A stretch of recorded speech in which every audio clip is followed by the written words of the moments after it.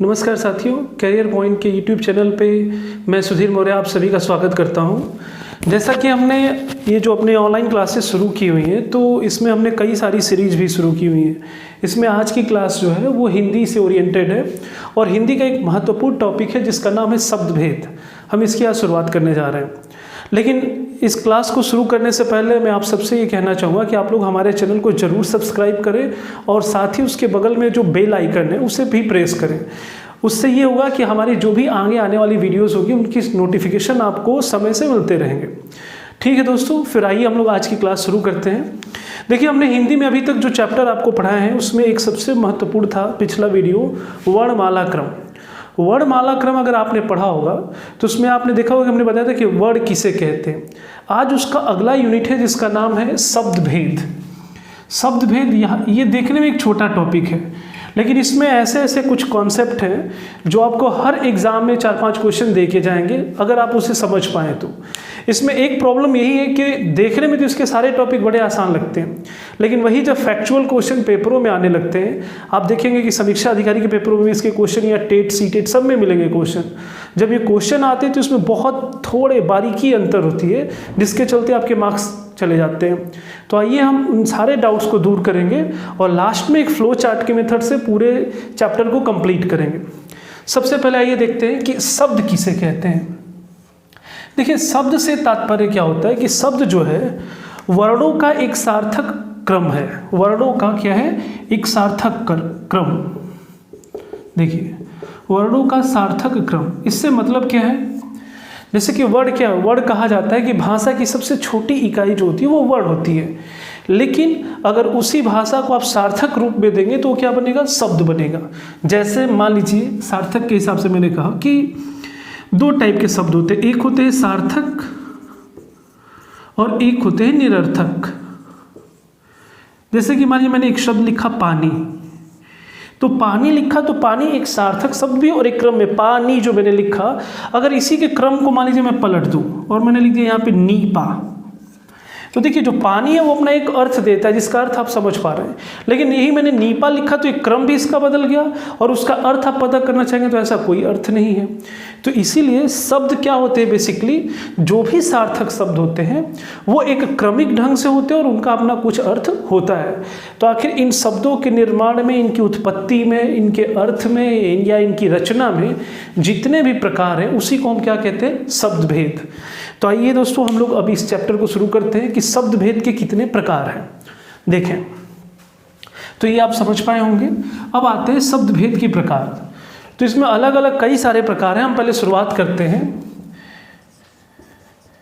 स्रोत या फिर उत्पत्ति के आधार पर।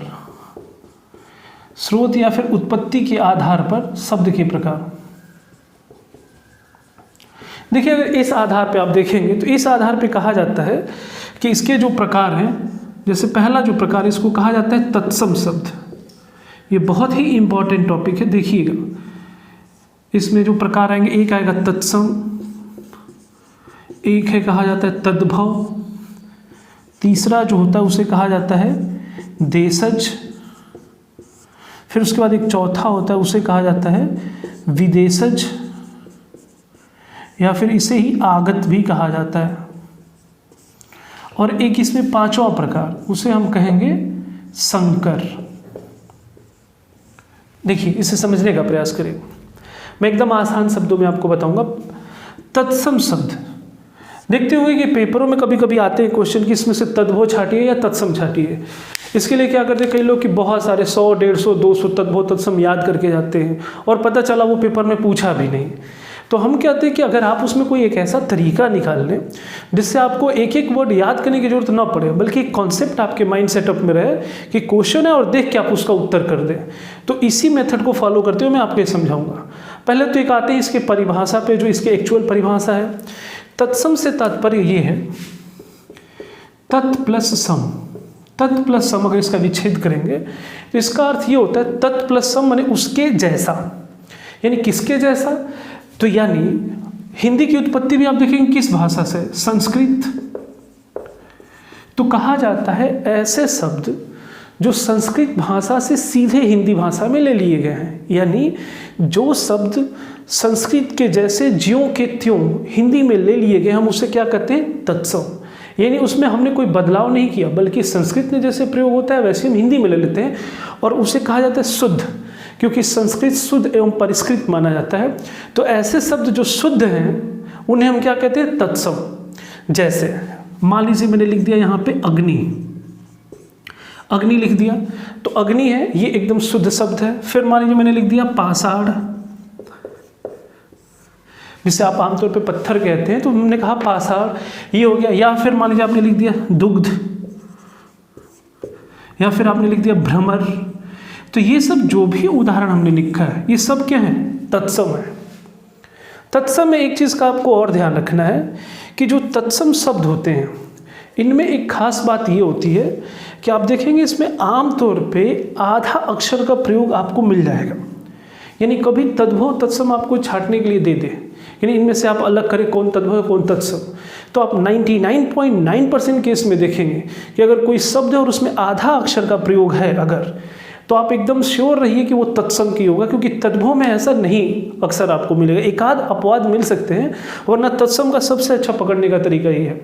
तो तत्सम शब्द उसे कहते हैं जो संस्कृत से ज्यों के त्यों ले लिए गए हों, उन्हें हम तत्सम कहते हैं, और वो अपने शुद्ध रूप में होते हैं। लेकिन इन्हीं शब्दों को हम अपने अनुसार अगर ढाल लेते हैं तो उसे हम क्या कहते हैं, तद्भव। तद्भव का मतलब तत् प्लस भव, ये जो तद्भव होता है ये कहा जाता है ऐसे शब्द जो तत्सम से बिगड़े हुए रूप होते हैं। यानी तत्सम का जो बिगड़ा हुआ रूप है उसे हम कहते हैं तद्भव। तद्भव में क्या होता है, जैसे आप इसी को ले लें, अग्नि है, इसको हमने कह दिया आग, तो ये क्या हो गया, तद्भव हो गया। पाषाण है, आप मान लीजिए इसको कह दिए ऐसे पत्थर, तो ये क्या होगा, तद्भव हो गया। दुग्ध है, इसको आप लिख दीजिए दूध, समझ पा रहे हैं। भ्रमर है, मान लीजिए आप इसको भौरा कह दिए तो वो भी तद्भव हो जाएगा। या फिर जैसे गेहूं है, गेहूं शब्द है तो इसको भी आप क्या कहेंगे, तद्भव है। तो एक चीज़ आप इसमें नोट करेंगे, गेहूं शब्द हो गया, जैसे कपड़ा शब्द हो गया, ये सब जितने भी शब्द हैं ये सब तद्भव हैं। देखिए एक मैं आपको की पॉइंट बताता हूँ, ध्यान से समझिएगा। पेपरों में अगर कोई वर्ड दे और आपसे पूछे कि तद्भव है कि तत्सम, तो अगर उस शब्द को पढ़ के आपको ये फील आए कि इस शब्द को मैं अपने दैनिक जीवन में प्रयोग करता हूँ, तो अगर आप दैनिक जीवन में प्रयोग करते हैं तो आप मान के चले कि हम लोग जो दैनिक जीवन में रोज शब्दों को प्रयोग करते हैं वो तत्सम का नहीं करते हो, क्या करते हैं, तद्भव का। आप खुद बताइए कब आप कहते हैं कि नहीं हमें पाषाण से मारो, आप क्या बोलोगे, पत्थर से मारो या किसी को पत्थर से मारो। या ठीक है हाँ हमने गेहूं खरीदा है, आप ये थोड़ी कहते कि हमने गोधूम खरीदा है। तो आप देखेंगे अक्सर जैसे कहेंगे हाँ आग जला दो, आप ये नहीं कहेंगे अग्नि लेके आओ। यानी आपको लगे कि मैं इसको डेली अपने लाइफ में बोलता हूँ तो आमतौर पे वो तद्भव ही होगा। और लगता है कि नहीं अकेजनली बोल पाते हैं या फिर हम इसका प्रयोग नहीं करते, जो शुद्ध होता है वो क्या होता है, तत्सम। ये तद्भव तत्सम को पहचानने का सबसे सटीक तरीका है। तो एक तो हुआ तत्सम और एक क्या हुआ, तद्भव। अब इसी से थोड़ा एक आगे बढ़ते हैं, इसको देखिए। आगे जब बढ़ेंगे तो एक आएगा आपका देशज। देशज से तात्पर्य क्या है, देखिए देश प्लस जौ। देखिए जौ का अर्थ होता है संस्कृत में संधि में देखें जन्म, जन्मा हुआ। ऐसे शब्द जिसका जन्म देश में हुआ, यानी देश से तात्पर्य क्या है, क्षेत्र विशेष से। जो स्थानीय जगहों पे जिस शब्द का निर्माण होता है वो स्थान विशेष में बोला, तो हो सकता नहीं कि वो हर जगह बोला जाए। क्षेत्रीयता के आधार पर कुछ शब्द ऐसे बने होते हैं जो उस पर्टिकुलर क्षेत्र के लोग समझते हैं, उसे हम क्या कहते हैं, देशज।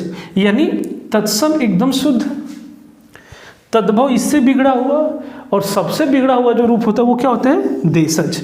देशज में जैसे आप उदाहरण लेना चाहेंगे, जैसे देखिए लोटा, ये ऐसे शब्द हैं जो क्षेत्र विशेष में बोले जाते हैं, हर जगह नहीं इसका यूज होता। जैसे मान लीजिए आपने कह दिया लाठी, ये हो गया। या फिर मान लीजिए आपने कह दिया पगड़ी, तो ये सब देशज, क्षेत्र विशेष के आधार पर शब्द बोले जाते हैं, इसे हम कहते हैं देशज। उम्मीद है आप यहाँ तक समझ पाए होंगे। एक इसका जो चौथा प्रकार है उसका नाम है विदेशज। तो विदेशज को भी आप क्या लिख सकते हैं, विदेश प्लस जौ, यानी ऐसे शब्द जिनका जन्म विदेश में हो, यानी दूसरे देश से ऐसे शब्द जिनको हम अपनी हिंदी में लेके आए हैं उन्हें हम विदेशज कहते हैं। इन्हें हम आगत भी कहते हैं, आगत मतलब बाहर से आया हुआ। तो देखिए इसमें क्या हो सकता है, हम लोग अपने दैनिक जीवन में कई ऐसे शब्दों का प्रयोग करते हैं जो हमें खुद नहीं पता होता है कि ये दूसरे देश का है। जैसे देखिए कुछ ऐसे हैं जिनको बार बार पेपरों में पूछा जाता है, उनको मैं आपको बताता हूँ। जैसे कि आप ले लीजिए शब्द चाय, फिर आपने लिए चाय हो गया, मान लीजिए मंचूरियन, चीनी, ये सब शब्द कहाँ के हैं? ये भारत के नहीं, ये किस देश से लिए गए? चीन से लिए गए, तो ये विदेशज में हो जाएगा। फिर उसके बाद जैसे कुछ और शब्द लेते हैं, जैसे आपने सुना होगा कैंची, कैंची जो शब्द आप बोलते हैं, कैंची हो गया, चाकू हो गया, ये सब शब्द भारतीय नहीं है, ये सब शब्द कहाँ से लिए गए हैं? तुर्की से, तो दूसरे देश से ही लिए गए हैं। फिर ऐसे कुछ शब्द और हैं, जैसे पेपरों में मोस्ट टाइम पूछा गया है अलमारी, अलमारी शब्द हो गया। इसके अलावा एक शब्द है जैसे मान लीजिए लालटेन, ये सब जितने भी शब्द हैं, अलमारी चाहे लालटेन, ये सब शब्द जो हैं ये कहाँ से लिए गए हैं? पुर्तगाल। इसमें ये भी ध्यान देंगे, जैसे से हमारे यहाँ इतिहास में देखेंगे, प्राचीन भारत में लास्ट में जैसे यूनानी है, उसके बाद आप देखेंगे मध्यकालीन में तुर्की साइड से, आधुनिक में देखेंगे पुर्तगाली, फ्रांसीसी, ये सब जितने अंग्रेज हैं, तो उनके हिसाब से भाषाएं भी हमारे यहाँ आते चली गई है। फिर ऐसे ही मान लीजिए एक शब्द जैसे मान लीजिए रिक्शा, पूछे कि रिक्शा कहाँ का शब्द है, तो अगर रिक्शा को आप देखेंगे तो ये पता चलेगा ये जापानी शब्द है। तो हम आगे चल के आपको कुछ ऐसे शब्दों की एक श्रृंखला आपको प्रोवाइड करेंगे जो उसमें लिखा होगा नहीं कौन कहाँ से लिया गया। अभी तो हम कुछ इंपॉर्टेंट है जिसको आपको बता रहा हूँ। जैसे एक है बड़ा पूछा गया एग्जामों में, कारतूस शब्द, ये अक्सर पूछा गया कि कारतूस शब्द कहाँ से लिया गया है। तो कारतूस शब्द को अगर आप देखेंगे तो ये शब्द लिया गया है फ्रांसीसी शब्द है जिसका नाम है कारतूस। तो दोस्तों आप समझ पाएंगे कि जो विदेशज होता है, विदेशज से मतलब ये होता है कि ऐसा शब्द जो विदेश से, दूसरे देश से लिया गया, वो हमारे यहाँ का शब्द नहीं है, लेकिन हम उनका धड़ल्ले से प्रयोग करते जाते हैं और नहीं समझ पाते ये कहाँ का है। फिर स्रोत या उत्पत्ति के आधार पर हम बता, एक पांचवा है संकर। मुख्य रूप से 4 ही प्रकार हैं, लेकिन एक संकर क्या होता है, तो संकर से तात्पर्य समझिए। संकर शब्द किसे कहते हैं? देखिए संकर शब्द से मतलब ये है कि 2 भाषाओं के शब्द, आप बायो में भी इसको पढ़े होंगे इस शब्द को। संकर का मतलब ये होता है कि अगर 2 अलग अलग अगर भाषाएं मिले तो उससे बने हुए जो शब्द होते हैं वो संकर शब्द कहलाते हैं। जैसे मान लीजिए मैंने एक उदाहरण ले लेता हूँ, जैसे मान लीजिए हमने लिख दिया रेलगाड़ी, रेलगाड़ी मान लीजिए मैंने शब्द लिख दिया, तो मैंने कहा कि नहीं रेल जो है पता चला ये अंग्रेजी का शब्द निकल गया, और गाड़ी शब्द मान लीजिए हमने कह दिया कि नहीं हिंदी का है, तो हमने कहते देखिए ये 2 भाषाओं से मिलकर बना हुआ है। या फिर मान लीजिए मैंने लिख दिया अश्रु गैस,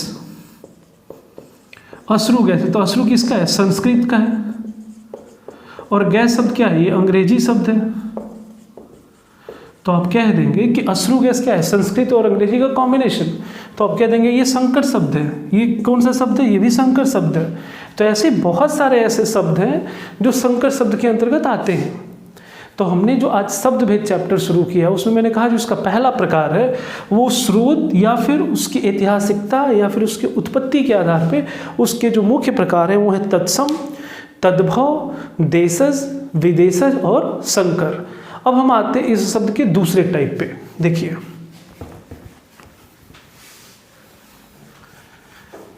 दूसरे टाइप पे है तो इसको देखिए,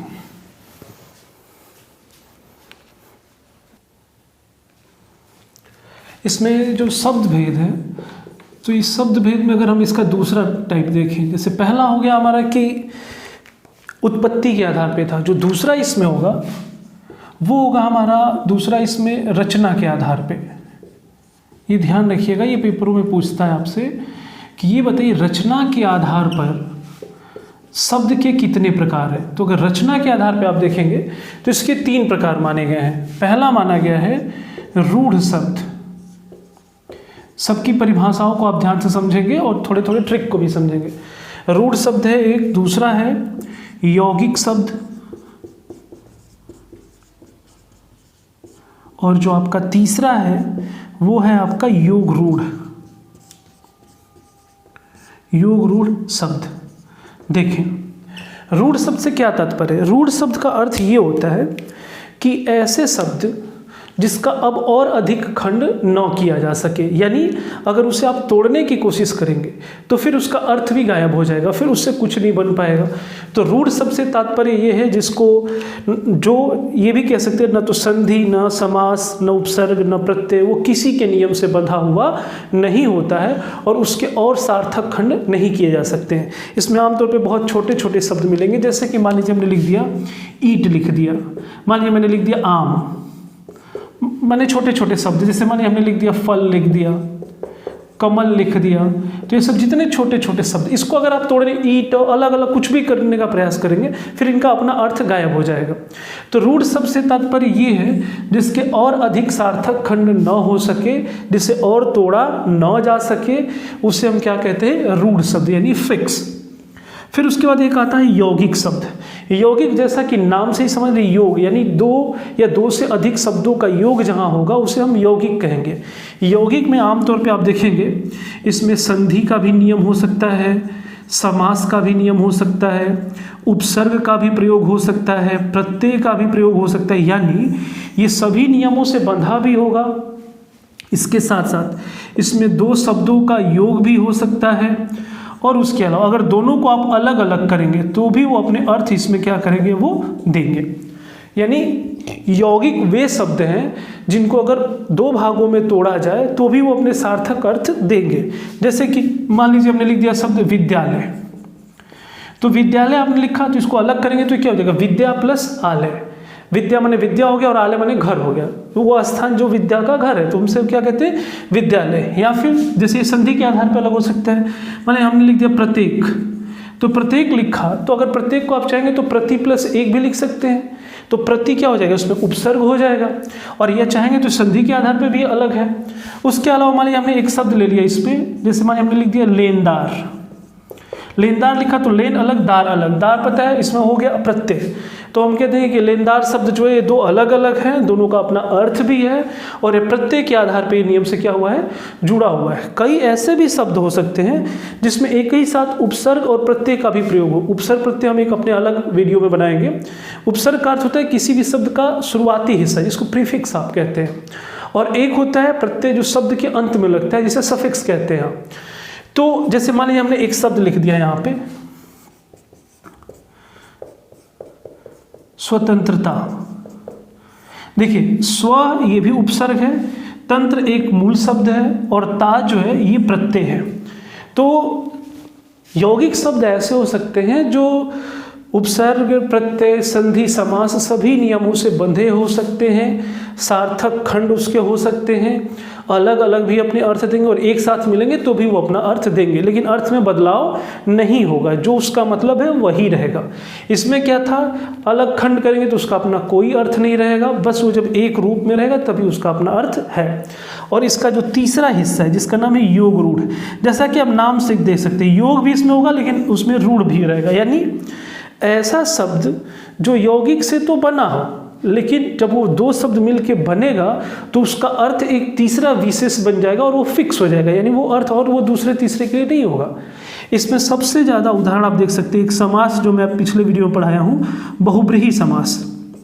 बहुब्रीहि समास के जितने उदाहरण हैं आप उसको योग रूढ़ में देख सकते हैं, इसीलिए योग रूढ़ को कहीं कहीं किताबों में सामासिक शब्द भी कह देता है। जैसे कि मान लीजिए आपने लिख दिया दशानन, तो दशानन किया तो ये यौगिक है 10 प्लस आनन, यानी 10 मुख हो जिसके, लेकिन इसका अर्थ क्या होगा, रावण। अब अपना कौन नाम रावण रखना चाहेगा, रावण रखने का मतलब उसके गुण और सारी चीज़ें आप में भी आ जाएंगे, तो इसीलिए कहा जाता है वो यौगिक हो लेकिन उसका एक अर्थ अपना विशेष हो, यानी योग भी हो और उसमें अर्थ क्या हो जाए, विशेष हो जाए, उसे हम क्या कहते हैं, योग रूढ़।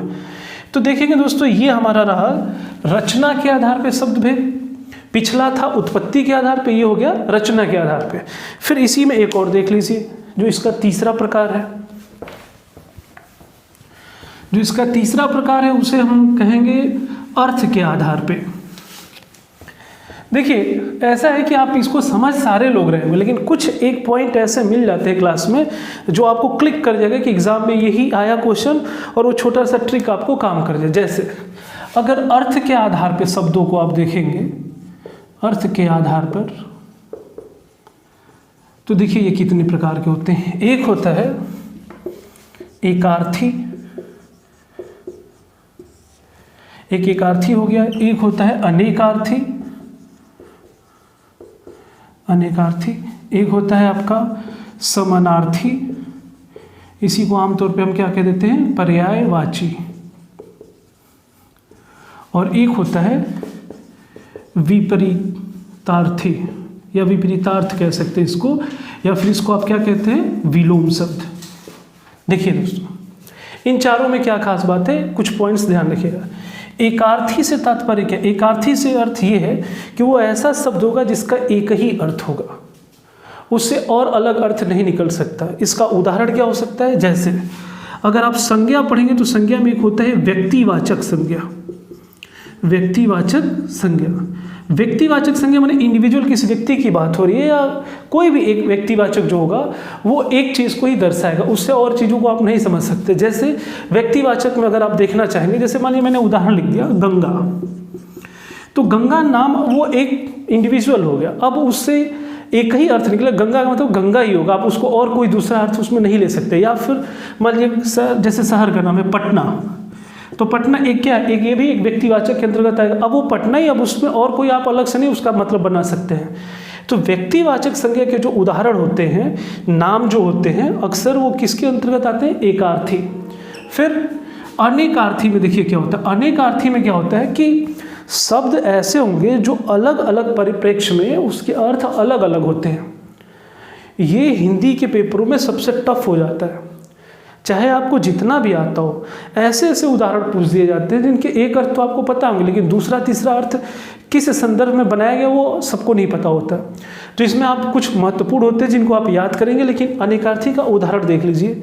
जैसे कि मान लीजिए हमने लिखा एक शब्द हार, तो हार के अनेक अर्थ हो सकते हैं। जैसे एक हार आपको क्या अर्थ हो सकता है, पराजय, मान लीजिए कि आप हार गए, ठीक है। और एक हार इसमें क्या हो सकता है, जैसे कि कोई आभूषण यानी गले का हार, तो उसे भी आप क्या कहेंगे, हार ही कहेंगे। तो ये हार हो गया। जैसे एक और शब्द ले लीजिए उदाहरण के लिए, कनक, तो देखेंगे शब्द एक है लेकिन इसके अर्थ अलग अलग होते हैं। जैसे आप पढ़े होंगे यमक अलंकार, वहाँ पे इसका उदाहरण है। जैसे कनक में एक अर्थ क्या होता है, सोना, एक हो गया सोना, और दूसरा क्या हो जाता है, धतूरा। तो क्या होगा, एक ही शब्द के अलग अलग अर्थ, तो उसे हम क्या कहते हैं, अनेकार्थी। फिर एक आते हैं अगले पे जिसका नाम क्या है, समानार्थी या पर्यायवाची। समानार्थी का मतलब क्या होता है, वो शब्द जिससे कई अर्थ निकले, जिसे हम समानार्थी शब्द कहते हैं। तो इन शब्दों के लिए अलग अलग कई शब्दों का प्रयोग किया जाता है। जैसे मान लीजिए हम ले लेते हैं समानार्थी में, जैसे ये, इसको थोड़ा समझिएगा, एक नियम भी आपको यहाँ पता चले। जैसे मान लीजिए मैंने पानी शब्द लिखा, तो पानी का पर्यायवाची क्या क्या हो सकता है, जल, अम्बु, नीर, तो ये सब होते हैं, ये सब क्या है, समानार्थी हैं। सबका अर्थ समान, यानी क्या होगा, उसका मतलब पानी ही होगा। यहाँ पे एक ध्यान रखिएगा दोस्तों, जैसे पानी हो गया, एक मान लीजिए मैंने यहाँ पे लिख दिया कमल, कमल, कमल को देखिए और क्या क्या कहते हैं। आपको याद करने का भी एक बहुत सही, अगर आपको पानी का याद है तो दो तीन तो आप ऐसे ही याद कर सकते हैं। सब में बस ज जोड़ दीजिए, ज मतलब जिसका पानी में जन्म होता है उसे आप क्या कहते हैं, कमल। तो जल है तो इसको लिख दीजिए जलज, अम्बु है तो क्या लिख दीजिए अम्बुज, नीर है तो क्या लिख दीजिए नीरज, तोयज, वारिज, हो जाएगा ये। तो ये हो जाएगा कमल का। वही बादल होता है तो सब में दो लगाते चले, जलद, अम्बुद, नीरद, वारिद, तो ये आपका बनते जाए। तो नहीं, समानार्थी या पर्यायवाची ये हुआ, अनेकार्थी ये हो गया, एकार्थी ये हो गया, और ये बचा जिसे आप समझ ही रहे होंगे, विपरीतार्थ या फिर विलोम शब्द। विलोम शब्द जो है, इसमें आप देखेंगे कि कोई भी शब्द दिया है उसका विलोम, जिसको उसके अपोजिट को कहा जाता है सीधे। लेकिन यहाँ पे एक चीज़ मैं आपको बताना चाहूँगा जो ध्यान देने योग्य बात है। पेपरों में आपसे कभी भी विलोम शब्द अगर पूछे तो ये आपको भी पता है कि आपसे नहीं पूछेगा कि दिन का विलोम क्या होता है, रात माता का क्या होता है, पिता, आप बता देते हैं। विलोम में एक नियम है, ये भी ध्यान रखिए कि अगर तत्सम में कोई विलोम शब्द है, तत्सम में अगर है तो उसका विलोम भी आपको तत्सम में देना होता है। तद्भव में है तो तद्भव में देना होता है। जैसे कि आपसे मैं कह दूं कि दिन, तो आप कहेंगे रात, अब उसको दिन है तो उसको आप निशा या रात्रि ऐसे नहीं कहेंगे, जिस कॉन्टेक्स्ट में होता है वैसे ही उसका आपको उत्तर देना चाहिए। या फिर उपसर्ग में है तो उसी आधार पर उसका प्रयोग होना चाहिए। तो विलोम शब्द में एक चीज़ का ध्यान देना होता है। और एक क्या होता है, विलोम में कभी भी आपसे, जैसे मान लीजिए मैं ही आपसे पूछ दूं कि चलिए बताइए स्थावर, स्थावर का विलोम शब्द क्या होगा। अब पता चला कि आपको ऐसे विकल्प मिल गया पेपरों में। विलोम आप जानते हैं, लेकिन मैं जो कुछ बताना चाहता हूँ उसे ध्यान दें। मान लीजिए मैंने यहाँ पे लिख दिया ऐसे,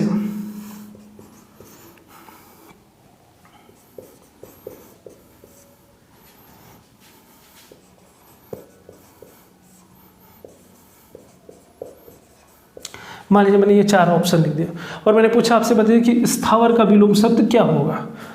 अब आप इसको देखेंगे तो कई लोग सोचने थे स्थावर पूछा, मुझे याद नहीं। अरे बिल्कुल कोई ज़रूरत नहीं है। अगर नहीं है याद तो आप ये ध्यान रखिए, अगर कठिन कोई पूछा तो उसका उत्तर जरूर उसमें रहेगा। आप उसको एलिमिनेशन मेथड से कर लिया करें।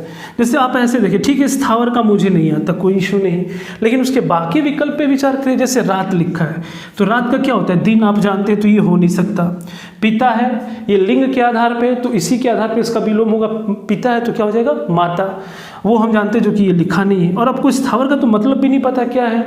उसी तरीके से मरण लिखा है तो ये आपको भी पता है, मरण लिखा है तो मरण मैंने सुना हुआ है, और उसका जैसे मरण है, जीवन मरण आप कहते हैं, तो ये हो सकता है। अब एक ये जंगम क्या है, जंगम आपको पता ही नहीं है। तो कहीं ना कहीं मैंने कहा ना, जिस शैली में होगा वैसा ही विलोम होगा उसका। अब आप कहते हैं कि स्थावर का मतलब भी मुझे नहीं पता और इस विकल्प में एक जंगम का भी मतलब मुझे नहीं पता, तो ये तय है कि दोनों एक दूसरे का ये पता है। यानी ये जो अता पता लापता था, ये दोनों एक दूसरे का पता था।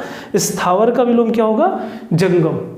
तो अगर इस नियम को आप समझ पा रहे होंगे तो आप विलोम के कोई भी क्वेश्चन कर सकते हैं। या तो आ रहे होंगे डायरेक्ट तब कर लीजिए, और अगर नहीं आ रहा है तो थोड़ा विचार करें विकल्पों पे जैसे ही विचार करेंगे आपको विलोम शब्द मिलने क्या हो जाएंगे, शुरू। तो देखिए दोस्तों, जो शब्द भेद मैंने बताया इसके टोटल 4 टाइप होते हैं, जिसमें से मैंने 3 आपको समझाया अभी तक। पहला उत्पत्ति के आधार पे, दूसरा मैंने आपको बताया था रचना के आधार पे, और ये तीसरा क्या है, अर्थ के आधार पे। अब हम आते हैं इसके चौथे टाइप पे। चौथे टाइप को कहा जाता है, चौथे टाइप को देखिए अभी हम इसमें बनाने जा रहे हैं।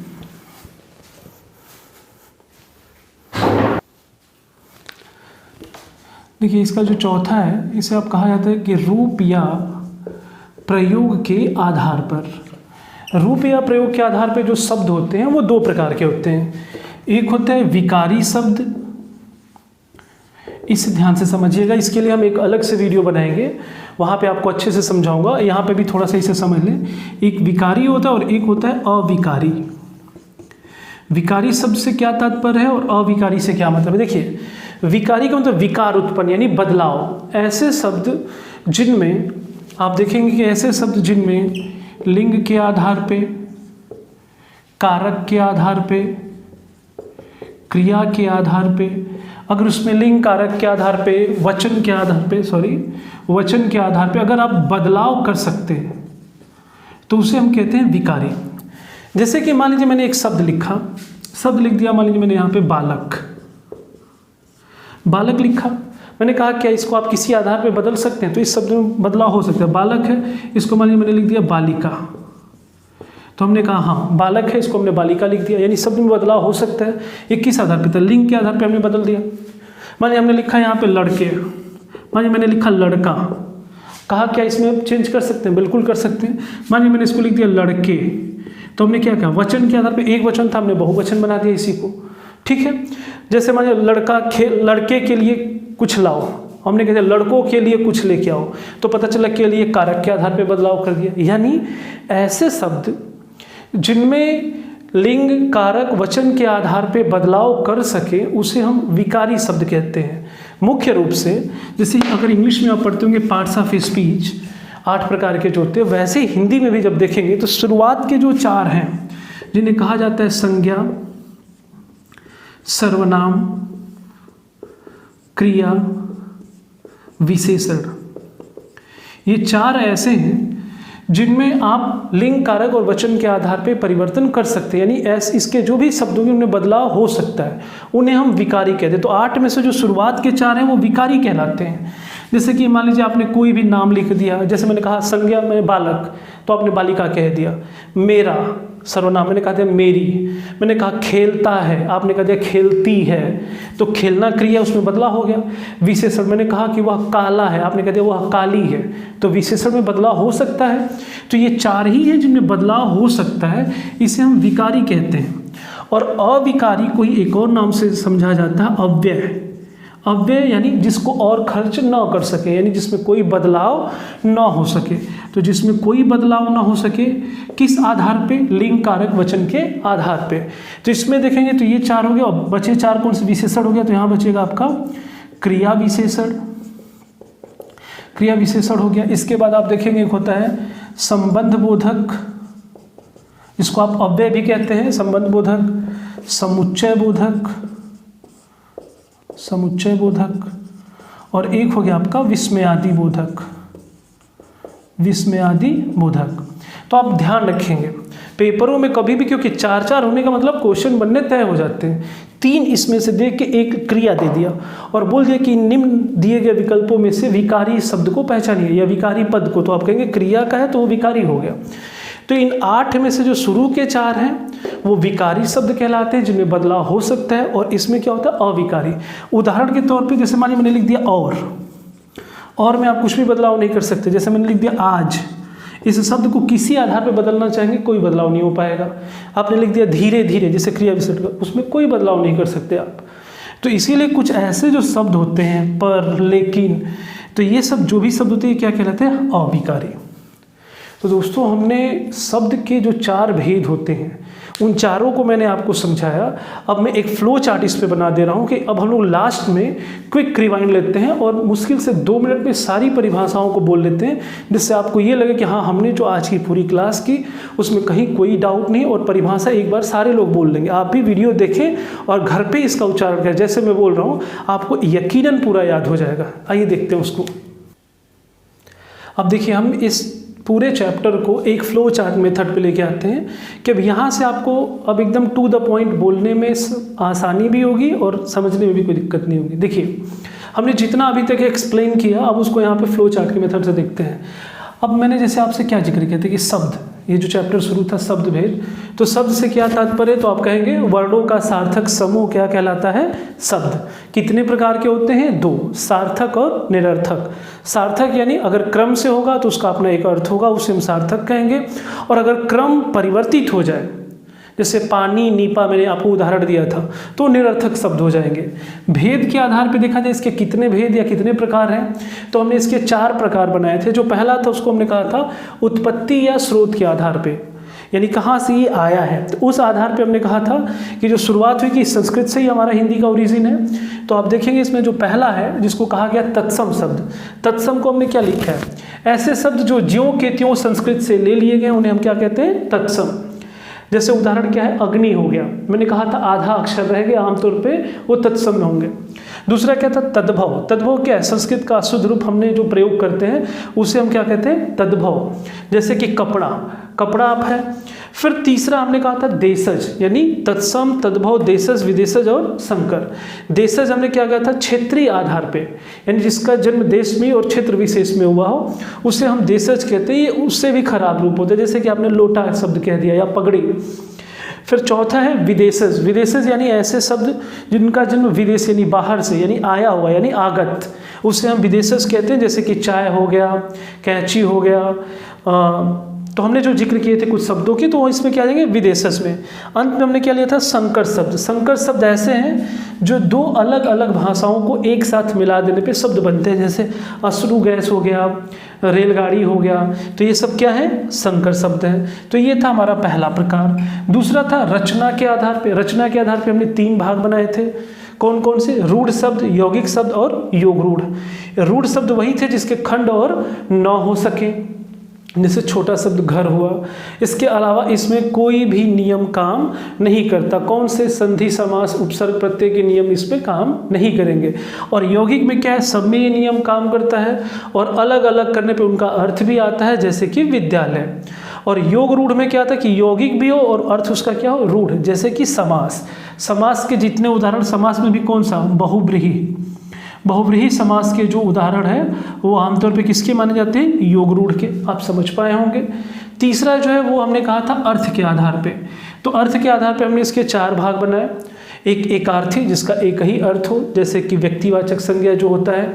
फिर अनेकार्थी जिसके अनेक अर्थ हो, जैसे कनक, सोना, धतूरा हमने लिया था। समानार्थी यानी पर्यायवाची, जैसे मान लिया हमने सूर्य का लिया तो रवि कह देते हैं, आप भानु कह देते हैं, तो ऐसे सूर्य का हो गया। विपरीत जैसे दिन रात, यानी ये आप समझ ही पा रहे हैं, इसके उदाहरण मैंने आपको पहले समझाया है। लास्ट हमने क्या लिया था, रूप के आधार पे, कि रूप में क्या बदलाव हो सकता है, नहीं हो सकता। उसको हमने 2 हिस्से में किया था, एक होता है विकारी शब्द और एक होता है अविकारी। विकारी का मतलब बदलाव। तो बदलाव किस आधार पे, तो 4 प्रकार से। संज्ञा में हो सकता है, सर्वनाम में, क्रिया में और विशेषण में। ये बदलाव किस आधार पे होगा, तो लिंग के आधार पे, वचन के आधार पे और कारक के आधार पे। लेकिन अविकारी का मतलब क्या होता है, अव्यय, यानी अब उसमें कुछ भी व्यय करने लायक नहीं होता, या उसमें आप कोई बदलाव नहीं कर सकते, यानी इनके आधार पे इसमें बदलाव नहीं हो सकता। इनमें 4 कौन से हैं, क्रिया विशेषण, संबंध बोधक, समुच्चय बोधक और विस्मय आदि बोधक। तो यहाँ पे आके दोस्तों ये हमारा जो टॉपिक था शब्द भेद, मुझे पूरी उम्मीद है कि आपको बहुत अच्छे ढंग से समझ आया होगा। और इसको आप फ्लो चार्ट जो मैंने बनाया है, इसे आप अपने घर पे खुद से भी बनाएं, इसे 1-2 बार पढ़ें। जितने उदाहरण पेपरों में पूछे गए हैं उन्हें आप खुद से हल करें, आप इसकी बारीकियों को समझ पाएंगे। हिंदी जितना ही सरल है, अगर आप समझते हैं तो ये उतनी ही आपके लिए क्या हो जाएगी, विशेष। और हमारा इस चैनल का यही प्रयास है कि हम आपको सरल से विशेष की तरफ लेकर जाएं। अंत में हम आपसे यही कहना चाहेंगे, जो कि हमने प्रारंभ में भी बोला था, कि आप हमारे करियर पॉइंट के यूट्यूब चैनल को जरूर सब्सक्राइब करें, साथ ही बेल आइकन को प्रेस करें, जिससे हमारे जितने भी वीडियोस हैं आपको नोटिफिकेशन टाइम टू टाइम मिलते रहें। और इसके साथ साथ आप हमारे चैनल के डिस्क्रिप्शन बॉक्स में जाएंगे तो वहाँ पे भी डिटेल्स दिए हुए हैं, और फिर चैनल में आप प्लेलिस्ट देख सकते हैं, जितने भी पिछले वीडियो हैं उसको आप देख सकते हैं, और ज़्यादा से ज़्यादा शेयर करें। ठीक है दोस्तों, आज के लिए इतना ही, फिर हम हिंदी की अगली क्लास में आपसे मिलेंगे। धन्यवाद।